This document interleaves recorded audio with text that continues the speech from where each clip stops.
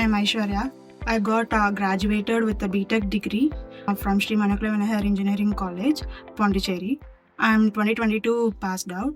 And during my third year of my college, I came to know that I have a great interest in embedded system. I have a lot of interest in coding also. So that I wanted to find the right place where I can learn about the embedded system and decoding knowledge.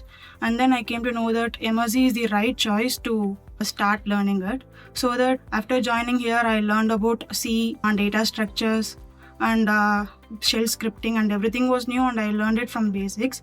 Mentor helped me to do my projects and assignments. They guided a lot, so their guidance was very helpful for me. And then later on, I got placed in Innominds softwares, and I am happy that I got placed from here. And I believe that focus is the greatest thing for us to lead into a correct path. Choosing the right career is the most important thing, and Emertxe is the right choice to start our career. I would highly recommend everyone to join Emertxe. Thank you.